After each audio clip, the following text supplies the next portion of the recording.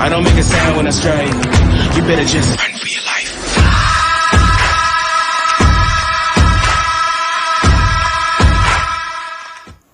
Hey everybody, this is Haseo back here again with another video for you guys today. And today we're going to go ahead and be talking about my thoughts and my personal opinion on how to build Alencia, where she's going to shine the most, what kind of sets you want on her, what hunts may be viable for her, and other things of that nature. And so to get started, I want to preface this by just kind of addressing the elephant in the room. I know a lot of people are not very happy with her release conditions because they had a translation error with the skill 2 and things of that nature. Basically where her skill 2 cannot activate Trample, which is the S2 passive with Mind's Eye, on a counterattack, which does it suck? I mean, yeah, it kind of takes away a little bit of her viability, but to be honest, even if that was like a possibility, I think the stat requirements for that build to make that work on a counter set would be way too high. Her artifact does ease up a lot of that, the stat hunger, I guess, to an extent, but building a bruiser is not easy to begin with, and making her or comparing her to like Fireken or something of that nature, another bruiser of that nature, is just not really accurate or fair in my opinion. Her multipliers are nowhere near enough for me to justify going for a damage build. And I've said this to some people on Discord already. I've kind of mentioned it because they asked about my thoughts and they were kind of like talking about, bouncing ideas off of each other.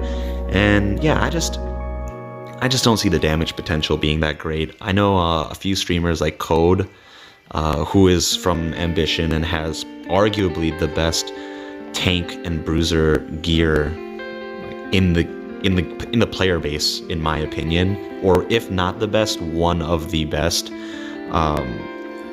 Yeah, and even he already had a very insanely well geared Alencia, took her into RTA, took her into PvP, tested her out, and the damage just wasn't really there. And that's like top tier gear quality, and even then her damage potential is just not really anything amazing. So yeah, let's go ahead and get into the nitty-gritty with her, I guess. So for Alencia, I still personally think a counter set and immunity set would work well with her, and there are a few different builds that you can try. You can also try to do a moderate crit chance build with lower, maybe 200 crit damage, and then just focus everything else and more stats onto health and defense, since she does have, I think, like the second or third highest base HP in the game. And for a warrior, her defense is also very solid too, so building her kind of more towards tankish than a bruiser is ideal. But if you really want her to kind of do something in terms of damage, you can, instead of doing a crit damage neck per se, I would do an HP % neck and then just try to look for crit damage and crit chance subs. I think that would work, and I've also tried that. It was okay, but I didn't really care for the damage is dismissible at that point. So I think if you're doing that kind of build, it's just more for your own vanity and your own kind of just your own preference of playstyle. For me, where I'm at in the game, I don't really need another offensive DPS or a bruiser like Fireken, because I already have Fireken built, and I already have other units that can do what I would want Alencia's to do if I wanted to go that route. But her multipliers just don't really add up as okay for me. But enough of that, we'll go ahead and take a look at where mine is at right now. This is by no means me saying that this is the end-all be-all build or the best build or anything of that nature. This is just me showing you guys what I think is working best for me at the current moment with the units that I use. With that being said, we'll go ahead and get into it. So I'm running Strax Gauntlet.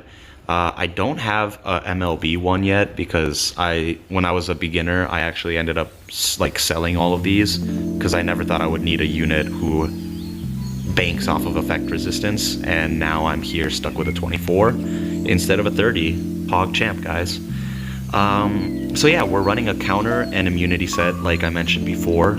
I still think it's the best set for her because even if the S2 doesn't work or the S2 doesn't proc a counter on I'm sorry, brain fart. If the S2 doesn't proc from a counter attack, from an S1 counter similar to Charles, that's still fine because her base is 60% chance to decrease defense for 1 turn.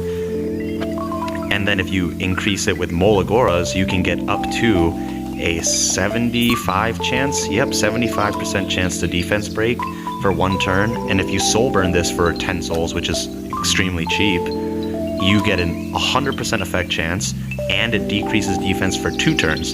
So in RTA, this is extremely useful. It's a cheap skill to burn, and it increases the amount of effectiveness you get by 30%, or 40 if you don't actually end up Molagoraing this. And it's 2 turns, so it's a lot more threatening that way. And her S2, I think I would ideally get it up to +4. I don't think I would do +5 on this because unless they buff her multipliers, I'm probably not gonna go for a bruiser build. And the S3, I would just go to -1 cooldown, so +3, +4, and then maybe +4 on this as well, I guess, just for the extra % chance. So we'll go ahead and take a look at the stats here. I'm running 21,000 health, 1225 defense, and it should be 6% more on that defense because her last awakening is a 6% defense, and then a little bit of health, give or take. I have 74 effectiveness and then 72 effect resistance, so roughly 126 for effect resistance. And then if you get Mind's Eye, it increases the effect resistance by 30% again, so that's 150% effect resistance, and I don't really think I need more than that. And then it also increases the effectiveness, so I'm gonna have 100 effectiveness and 150 effect resistance, and I'm rocking 150 speed, and that's mainly because I set her up for Ma-Ken, so I don't really care, and for Fire-Ken too, so I don't really care if she's 200 or 300 speed. I just want her to go before my Ma-Ken and my Fire-Ken, which she does, so that's all I really care about. Pieces that I would like to replace are probably the necklace. I would look for one that has effectiveness, defense, and then maybe something like speed and then effect resistance, and have health be the main stat. This is close, just not really ideal for me, especially with the flat attack, but this is what I had laying around. Mind you, this gear is all gear that nobody was using. I just had it, so I threw it on her, and I liked how the stats came out. This immunity ring, I definitely am looking to replace. I do like effectiveness and effect resistance. However, I don't like flat defense and I don't care for crit damage %. So if I can replace that with the same exact subs of speed, effectiveness, effect resistance, and defense %, I would do that in a heartbeat. And I would want that as a tier 85 so I can get 10% more health. And then these are the boots. They turned out okay. It's hard to get perfect subs on every single piece of gear, so yeah, that's what I'm rocking. This is the chest piece for you guys to look at. It's 38% health, 9 effectiveness, speed, and effect resistance. So this chest piece actually has the perfect stats for her in the realm of what I want for her stats. I know some people are gonna want like bruiser stats, that's fine. This is just what I'm running. 34 effect resistance on this helmet, 6 defense and 8 crit chance. If this could have rolled into health instead of crit chance, this would be amazing for me, but that's fine. And then this is the weapon, 15 effect resistance, 27 effectiveness, and 8 health and 5 attack. If the attack could be replaced by speed, that would have been great, but it's okay. This is just me nitpicking the gear to a very extreme level. This isn't like I said, this isn't how you need to build yours. This is just how I think she operates the best. And to explain my thought process, I just want her as a utility debuffer and a utility buffer for my team. But a utility buffer and debuffer isn't going to do anything for you if that unit is going to get stun locked or hit chance down because her S3 on a miss isn't going to strip anybody then. So little things like that add up, and that 150 effect resistance on Mind's Eye, or assuming she has Mind's Eye, or 120 without, is extremely good cushioning so that I can reliably strip and then reliably defense buff my teammates and also reliably defense break theirs. Get what I'm saying? And I think counter, in my opinion, I just need to iterate this because I know people are going to give me flack saying, oh, well, this build is better.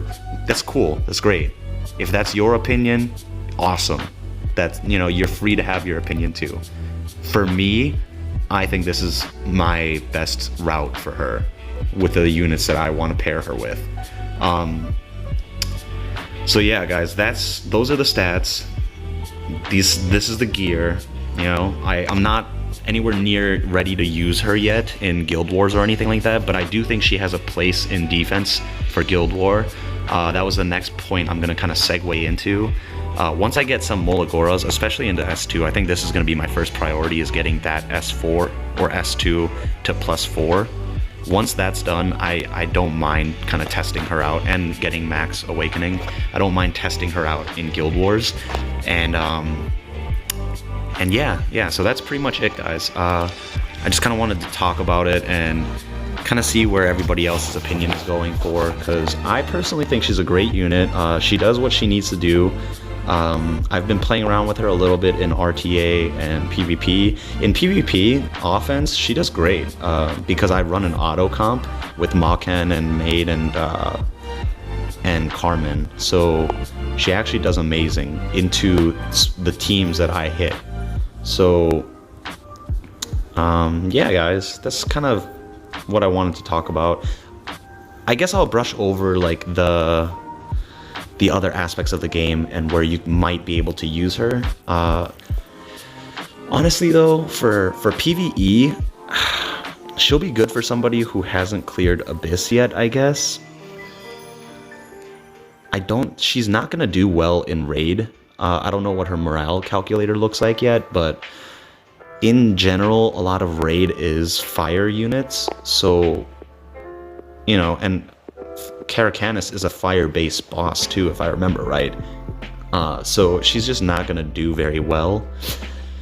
And I already have a Hell Raid team set up that can auto it, so I don't really want to try to fix something that isn't broken, I guess, for lack of better words. However, she is fun to play with. She's a solid unit. I think people are kind of jumping the gun on saying that she's trash or she's a trap or you shouldn't pull on her. I think if you like lolly dragons, fuck it, dude, pull for her. Why not? If you think you need a utility debuffer, fuck it, pull for her. Why not? I needed one, especially a unit who can strip reliably. So yeah, guys, I don't think she's going to be very useful in hunts either, though. I mean, you could probably take her into Golem, but not really too many people need to run Golem that often. And if you do, my main question then would be, why? Why not just run Wyvern 11 and Azamunic 11 or Banshee 11 to Infinity and beyond? Because those sets are way better chances of dropping something better. But I guess you could run her in Golem. She would do a solid job at keeping Golem defense broken for your actual DPS or cleaver to hit it with. You would probably just need to speed tune the team. You can use her for Banshee 11, however, I've tried it with mine and it works mainly because she has insanely high effect resistance. If she didn't, and you are trying to run her as a bruiser, I don't really see that working out too well because her damage output's gonna be okay, but not great. And I feel like she can just be filled by a different unit who can do more damage more reliably, I guess. I don't know. I don't what it comes down to is if you really want to pull her and you like her aesthetic or you like her kit, just pull her. Don't get too caught up with all the hype around, or the hate, I guess would be better to put, the hate around her as a unit. I think she's fun, she's great, she does what she needs to do, and she's a lolly dragon waifu, so, you know, fuck it, man. Yeah, guys, so that's pretty much all I wanted to cover with my thoughts on Alencia. And I hope you guys liked the video. If you have any questions or if you have any comments, feel free to leave them down below. Tell me what your guys' thoughts on Alencia are. Do you like her? Do you want to pull for her? Have you pulled her? How many pulls did you guys get her in? Let me know. Thanks, guys. I'll see you in the next video.